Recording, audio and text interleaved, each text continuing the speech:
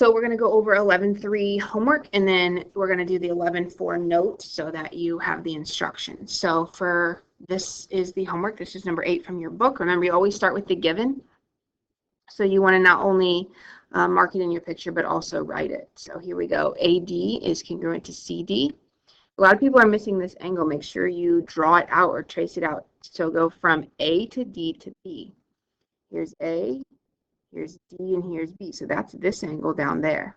Remember, the middle letter is always the vertex, which D is the middle letter, D is the vertex.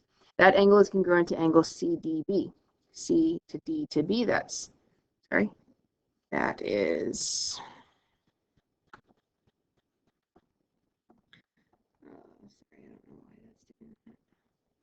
that is this angle here.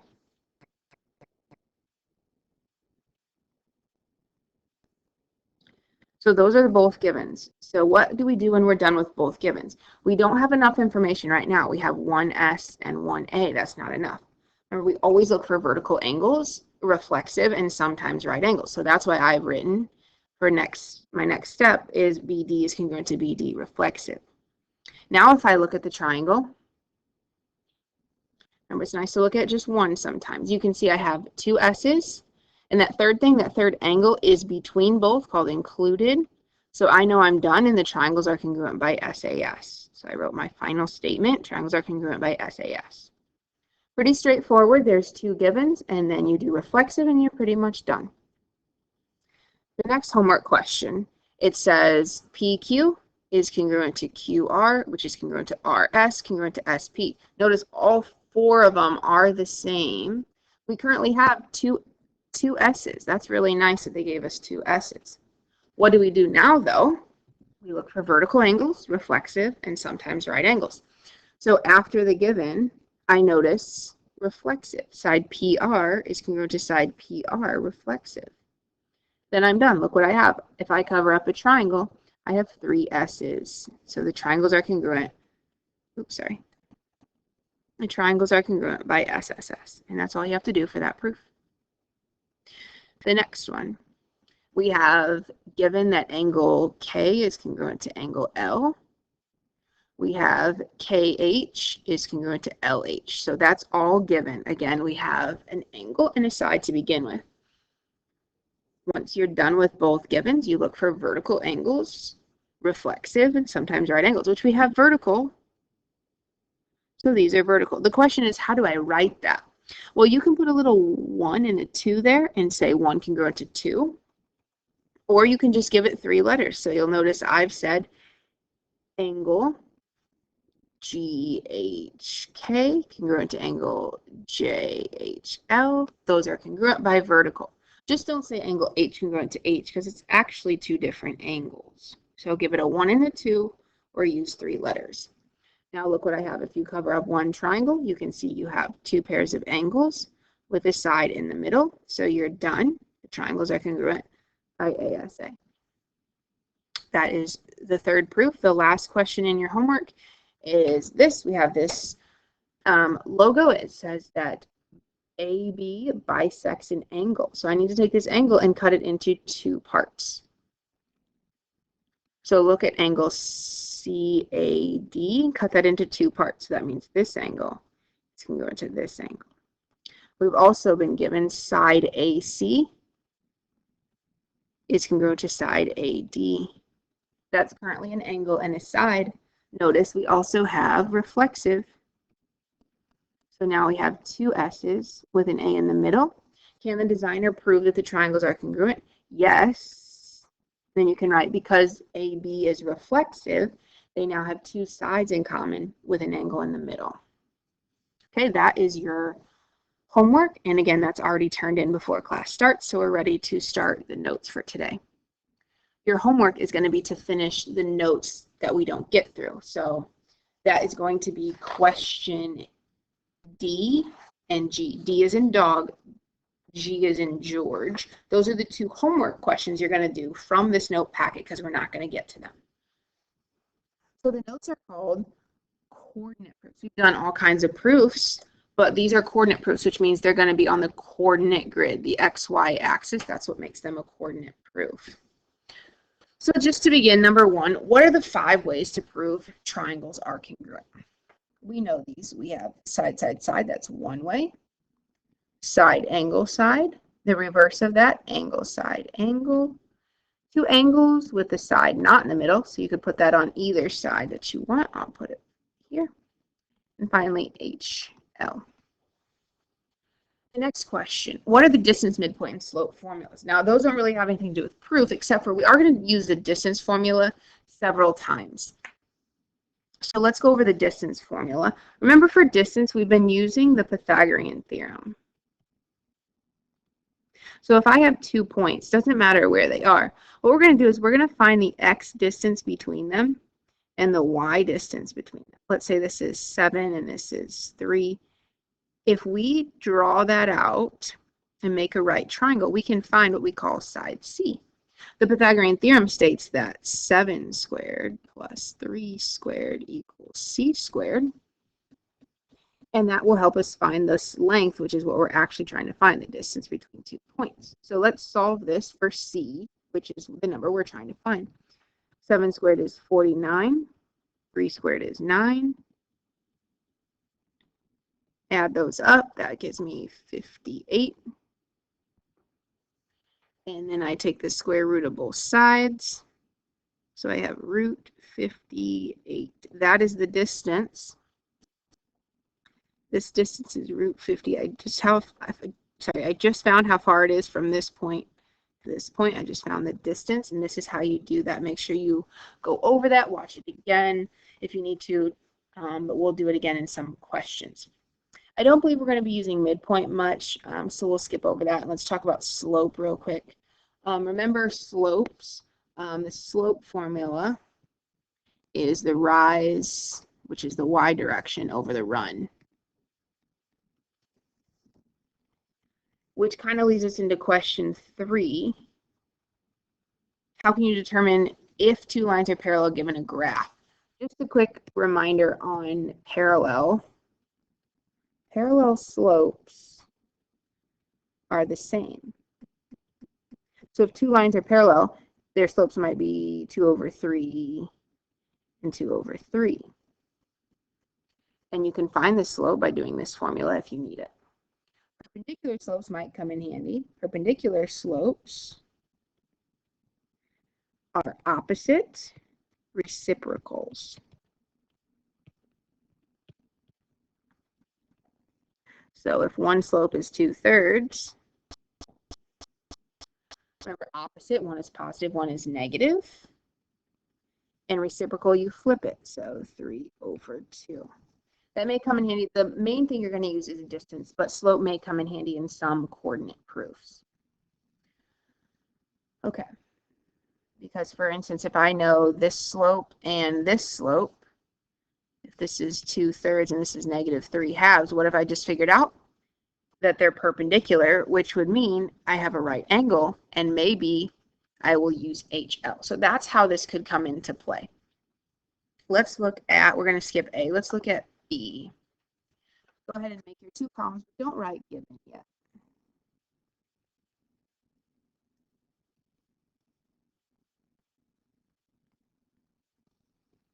Okay, the reason we're not writing given is because look at your given. It just says the graph.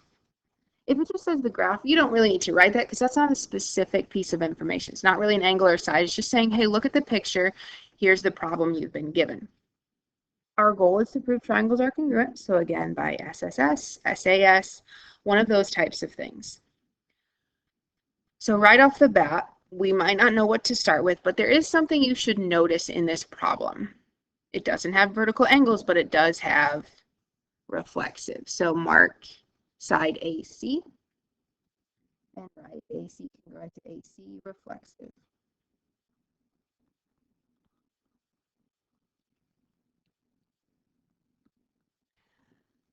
Now, this is where these proofs are a little different. You still want to look for those items, but now we're kind of stuck. So what you're going to use a lot of times is distance or Pythagorean theorem. Here's what I mean by that.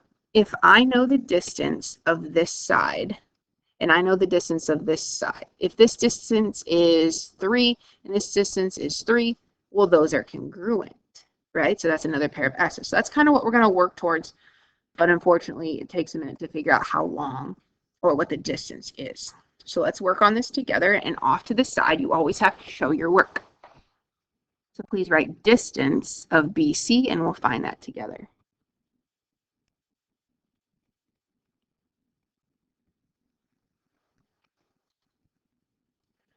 Excuse me. Remember I said make a triangle.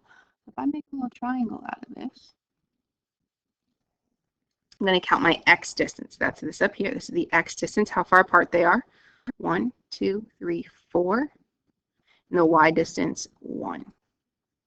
So my triangle, Pythagorean theorem, is going to be 4 squared plus 1 squared equals c squared. Remember, c is the actual distance I'm trying to find. 4 squared we know is 16. 1 squared is 1. Now you can pause the video at any time if I go too fast and you're still writing, just pause the video. 16 and 1 is 17. We don't want c squared, we want c, so go ahead and square root both sides. And don't use a decimal, just leave it as root 17. That's a little neater than a big long decimal that you have to abbreviate. What we've just figured out is how far it is from B to C. So I can erase this or I could leave it, but I'm going to write that this distance is root 17. And in my proof, I'm going to put BC is root 17. And how I knew that, Pythagorean theorem.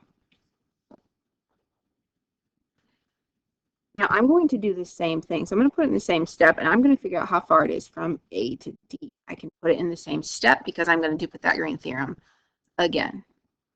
So if my reason is the same, I can put it in the same step. So below, please write distance of AD.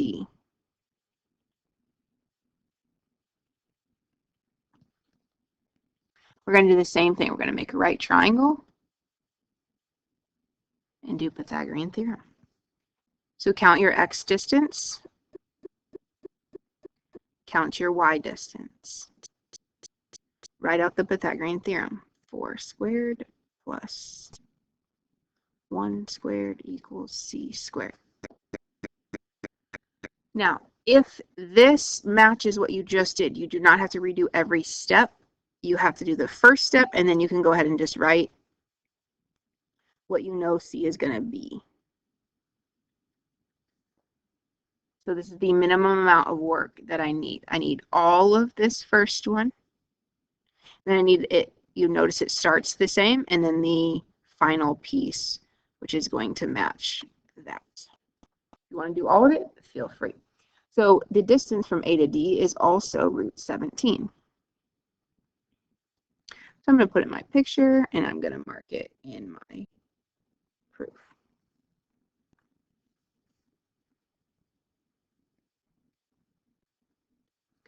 Okay, now we might move on from here, but there's a small thing we need to do real quick. Because these are the same, don't we need to mark them now the same? Yes, we do. So now that we have them both listed the same, we can now say that BC is congruent to AD. That's what we are really trying to get at. We want to know their lengths, but once they're the same, we say they're congruent. And my reason is they both have a length of root 17.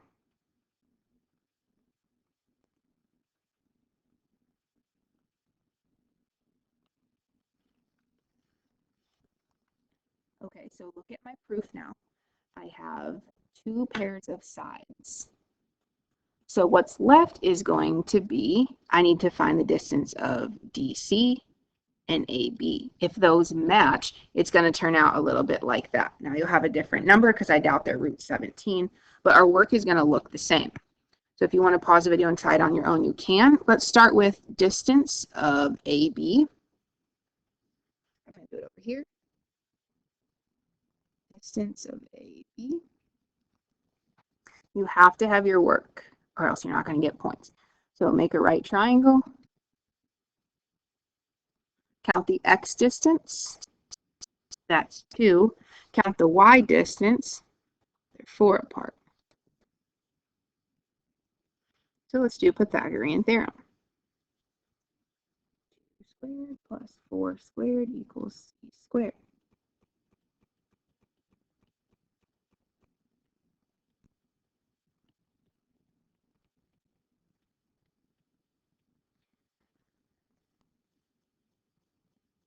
I got root 20.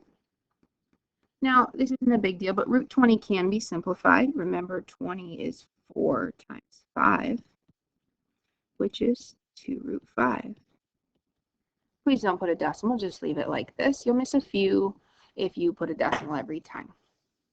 So the distance from A to B is 2 root 5. Let's mark it in our picture and our proof.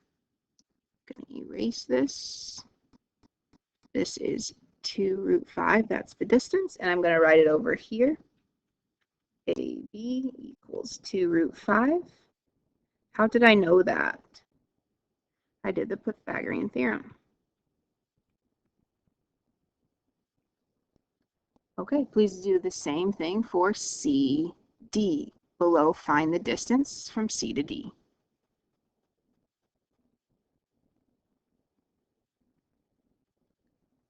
Make a triangle, do Pythagorean theorem.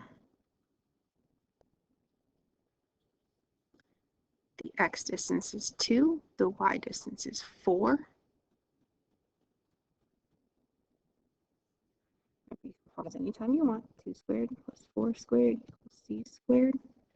Because I started the same, and I already did all this work, I know this is going to have the same answer because it starts the same, going to end up the same. So you don't have to do it all over again. You have to show that much.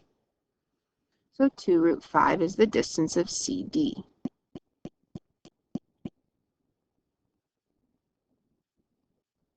Put it in your proof. You found CD is 2 root 5, and your reason is the same, Pythagorean theorem. We're very close to being done. We have these listed as the same length, but we have not done this. We have not said they're congruent yet, but are they congruent? Yes, they are, because they're the same length. So you do want to write down that AB is congruent to CD.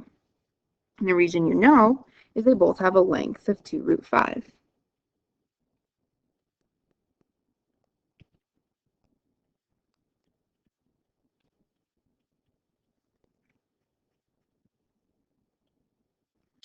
And finally, we're done. We have 3 pairs of sides. So our triangles are congruent by S, S, S.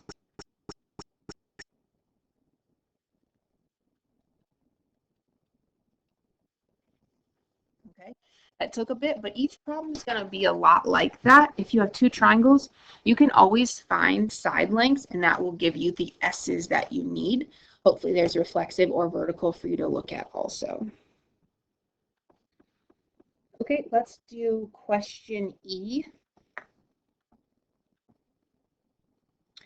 Notice there's a coordinate grid, an XY plane, and the given is picture, which again, we don't usually write because it's not a specific piece of information. So go ahead and just write your 2 columns.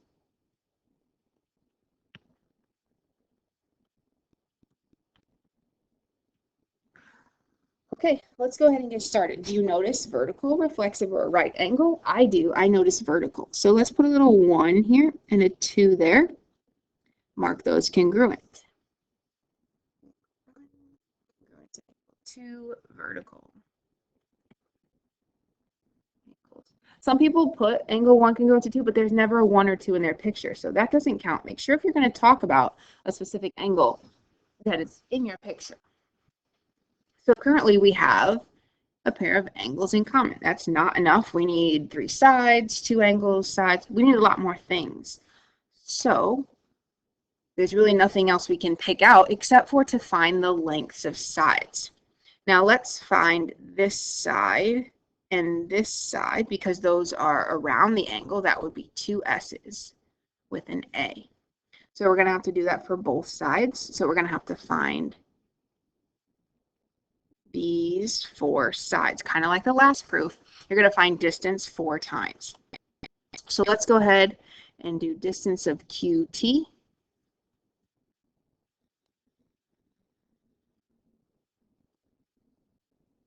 Make a triangle, count Pythagorean theorem. The x distance is 3, y distance is 1.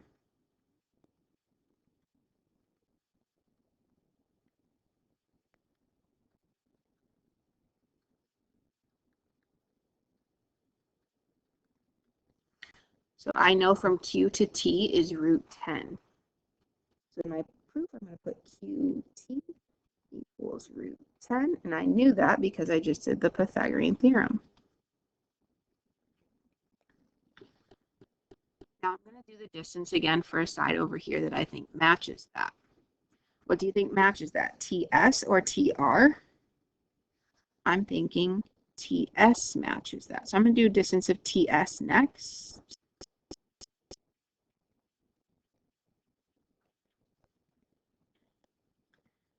I'm going to make my triangle. I'm going to count 1, 2, 3 in the X direction, 1 in the Y direction.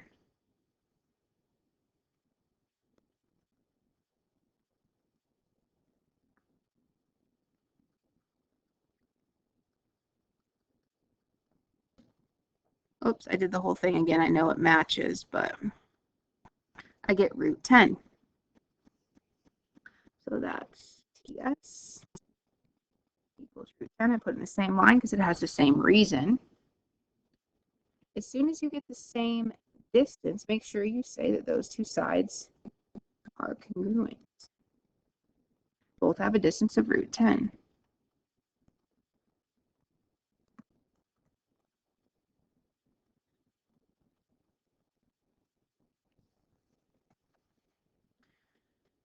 So let's mark that. This side equals that side. Okay, you know what to do from here. Go ahead and pause the video and find the distance from P to T, the distance from T to R. You're going to write those distances down. And if they're the same, you're going to say the sides are congruent. Go ahead and do that. I'm going to pause the video. So I've done my work. What I did below was I found the distance of P to T and T to R. I noticed that this started the same as this, so I didn't have to show my work the second time. So PT and TR, that's this one, PT and TR. And then I wrote those down in my proof how long they were. And the reason I know that is because I did Pythagorean theorem. Because they're the same length, they're congruent. So that's my next step, is to say PT congruent to TR. They both have a distance of 2 root 5.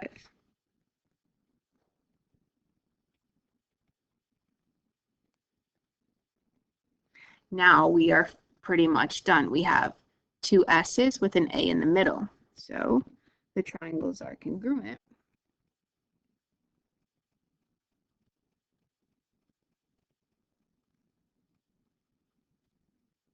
By SAS. That's all we're going to do for now. I know there are more proofs, but if you do each proof by finding distance, you should be good to go. So your homework is to do, actually I said D and G, but I think I'm going to have you do C and G. C is in cat, G is in George. So C gives you a couple points.